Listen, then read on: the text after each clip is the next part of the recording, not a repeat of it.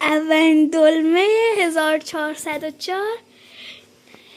اینم روش دلمه درست کردن بابا جونم. به به چه برگایی.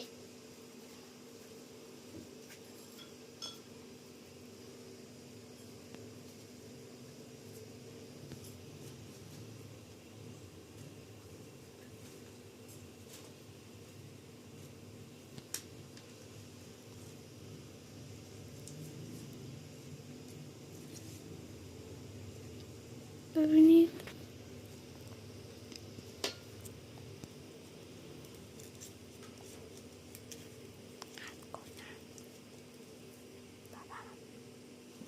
دو دقیقه شد.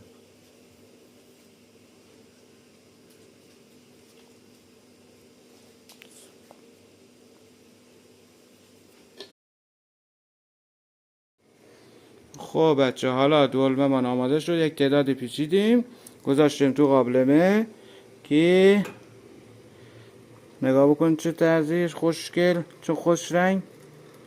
حالا فقط آب بد بریزیم، یک وسیله هم بذاریم بالاش قشنگ سفت ببند.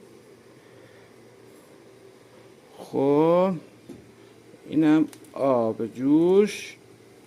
حالا یه لیوان دیگه میریزیم.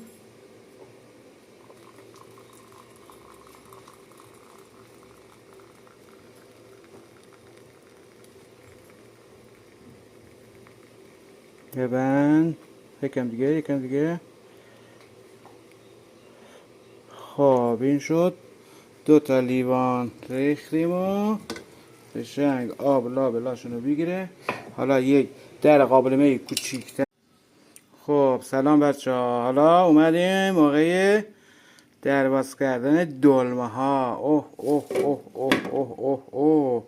نگاه کن، فقط بدون اینکه یه دونش باز بشه یا از هم بخواد بپاشه. جاتون خالی.